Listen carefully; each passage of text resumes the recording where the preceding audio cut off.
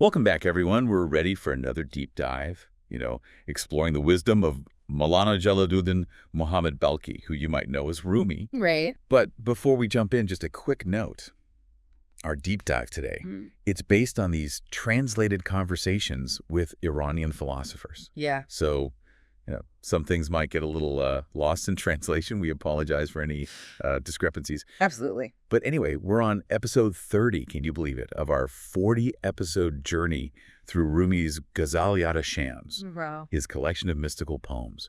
But today, we're stepping back a bit from the verses themselves. Okay. And we're going to explore a core concept that kind of weaves through all of Rumi's work. Okay. And it's this idea of, seeing the unseen. Right. Finding, profound truths that are hidden in plain sight. It's a bit like those optical illusions where you have to kind of shift your perspective to see the hidden image. Rumi challenges us to, look beyond the surface of things and try to perceive that deeper reality that often eludes our ordinary senses. In our source material, Dr. Donati, he captures this idea perfectly with this statement that really just stopped me in my tracks. He says, sometimes you can't see something because it is too visible. What do you make of that? Oh, it's so powerful, isn't it? It points to the limitations of our perception. We're just so accustomed to focusing on the tangible, those things we can easily see and touch, that we often miss that underlying essence that gives them existence. It's like that analogy of the sun. We see the world illuminated by sunlight, but we don't actually see the sunlight itself. Right. It's too bright, too overwhelming for our eyes to perceive directly. Yeah. And Rumi uses similar imagery in his poetry. He writes, that center of manifestation, due to its manifestation, is not visible to the eye. It's as if the very act of manifestation, of something becoming visible in the world, somehow obscures its true essence. So we were talking about some kind of inherent blindness to the most fundamental aspects of reality. Yeah, I think that's a great way to put it. We become so preoccupied with the things of the world that we miss the underlying being that allows them to exist in the first place. It's like Dr. Donati asks, he says, do we perceive the chair, the table, or the existence that allows those things to be? Right, right. It's such a profound question. Yeah, it challenges us to shift our focus, from the individual objects to the very foundation of their existence, to move, beyond the waves and contemplate the ocean itself. And speaking of seeing the unity behind the diversity, Dr. Larijani makes this incredible point. He says, some people think the world is a collection of things placed side by side. But is it a collection or one thing with these as its manifestations? I mean, that really makes you question your whole perception of reality. Rumi is constantly urging us to see beyond this illusion of separateness and recognize the interconnectedness of all things, to see the world, not as a random assortment of objects, but as a unified expression of a single underlying reality. So if we're missing this underlying unity, this being that you're talking about, how do we start to see it? Where do we even begin to shift our perspective? Well, this is where that concept of the inner journey comes in. Just as the outer world has layers, think about digging a well or exploring the vastness of space. Our inner world also has layers upon layers waiting to be discovered. So we're not just talking about external exploration, but a journey into the depths of ourselves. Exactly. And Dr. Donati highlights the transformative potential of this inner journey, too. Yeah. He says, the more you know the layers within yourself, the more freedom you have. It's as if discovering those inner layers unlocks this deeper understanding of our true nature. It frees us from the limitations of our ordinary perception. But like any journey, I mean, there are bound to be obstacles along the way. What are some of the things that might hinder our exploration of these inner layers? Well, Rumi points to 3 major roadblocks that we all encounter on this journey: fame, desire, and wealth. These are really powerful forces that can easily distract us from the true path of self-discovery. It's so relatable. It's like we're constantly bombarded with messages that tell us these are the things that will bring us happiness. And that's precisely why Rumi emphasizes the importance of cultivating our intellect. He uses this metaphor of light, suggesting that our intellect has the power to illuminate both itself and the world around us. Okay, so this is where it gets really interesting for me. We're not just talking about book smarts or IQ points here, are we? Right. What kind of intellect are we talking about? It's not just about accumulating knowledge or information. It's about cultivating a deeper understanding. a radiant awareness that allows us to see through the illusions of the material world and perceive the interconnectedness of all things. Dr. Lorijani has a powerful way of putting it. He says, the only light you have is the light of intellect. It's like we already possess the tool we need to navigate this inner journey, but we may not be using it to its full potential. That's a great point. It's not about acquiring something new. It's about recognizing and refining the power that we already have within us. This light of intellect helps us discern between what is truly essential and what is fleeting and superficial. It allows us to see beyond the allure of fame, desire, and wealth, and recognize that true fulfillment lies in something far deeper. So if our intellect is the light that guides us on this inner journey, what is the destination? What are we ultimately striving to see? Well, Rumi often uses this imagery of a tree to represent human existence. He suggests that the fruits of this tree are not physical, but rather the fruits of awareness, wisdom, and connection to something larger than ourselves. So it's not just about seeing what's already there, but about cultivating a new way of seeing. Yes. A way of perceiving the deeper meaning and purpose of life itself. Precisely. It's about recognizing that reality is far richer and more profound than what our ordinary senses initially reveal. It's about training our minds to see beyond the surface and discover those hidden treasures of wisdom and truth that are just waiting to be unveiled. But there's one more crucial element we need to discuss to fully grasp this idea of seeing the unseen. It's something Rumi emphasizes again and again in his work, something that lies at the very heart of his teachings. It's the power of love. Love. Of course, I mean, it wouldn't be a Rumi deep dive without exploring the concept of love, but we've been talking about like seeing the unseen, about this inner journey, about cultivating our intellect. Like where does love fit into all of this? Well, for Rumi, love isn't simply a fleeting emotion or a sentimental feeling. It's a fundamental force that kind of permeates all of existence. It's the energy that binds the universe together, the animating principle that allows for manifestation, the key that unlocks those hidden dimensions of reality. Wow, that's a pretty bold claim. We're not just talking about romantic love or familial affection here, are we? Not at all. Rumi's understanding of love is far more expansive, far more profound. It's about recognizing that interconnectedness of all things, the essential unity that underlies the apparent diversity of the world. It's about seeing the divine spark, within ourselves and every being we encounter. So it's like that ocean analogy again. Love is the vast, boundless ocean, and everything else, all the individual objects, even ourselves, are like waves arising and subsiding on its surface. Exactly. And just as the waves can't exist without the ocean, nothing in existence can exist without love. It's the source, the foundation, the lifeblood that flows through all of creation. Okay, this is starting to sound pretty mystical. How do we access this kind of love? Is it something you can cultivate, or is it just something that happens to us?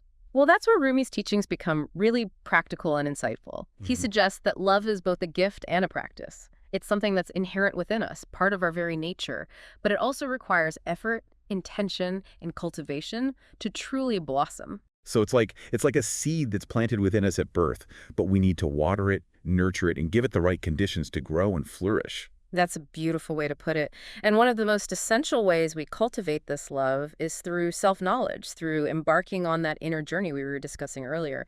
Remember Dr. Dinani mentioning that, the more we know the layers within ourselves, the more freedom we have.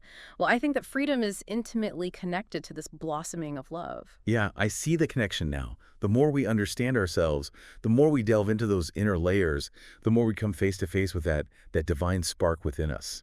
And that's the source of this expansive love, the love that connects us to everything else. Precisely. It's like peeling away the layers of an onion. As we shed those outer layers of ego, of conditioning, of societal expectations, we reveal the radiant heart within. And from that heart, love naturally starts to flow. Okay, but going back to our sources, both Dr. Dinani and Dr. Lorijani talk about the obstacles to this inner work, those very things that keep those outer layers in place. They mentioned fame, desire, and wealth specifically. How do we overcome these hurdles that seem to block our path to love? Well, that's where intellect, the light we discussed earlier, comes into play. Remember, it's not just about intellectual knowledge, but about cultivating this radiant understanding that allows us to see through illusions.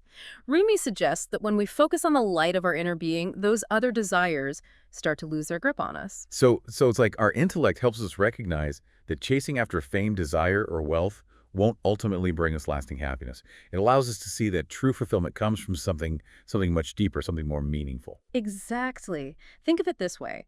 Fame, desire, and wealth are like shadows that distract us from the real light within. They promise happiness, but they can never truly deliver. It's like chasing after mirages in the desert.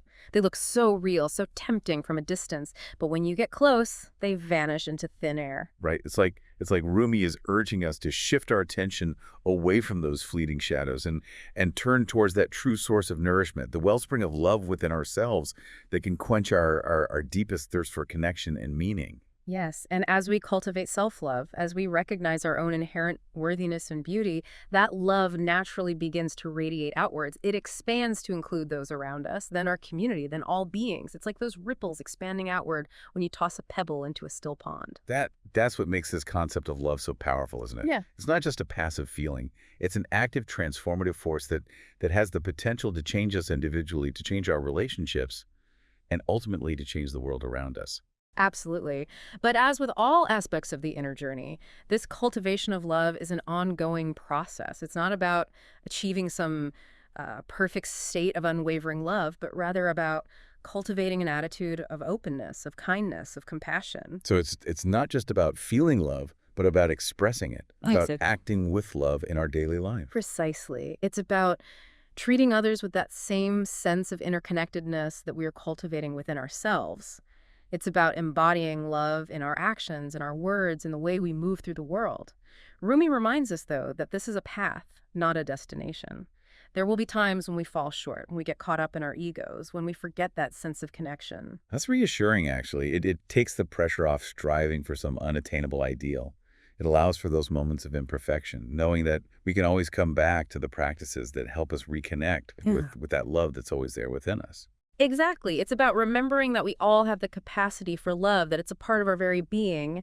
And when we tap into that source, when we allow it to flow through us, we start to see the world differently. We start to see the unseen. Yeah, this is starting to feel less like a philosophical concept and more like a tangible experience. It's like Rumi is inviting us to step into a new way of being.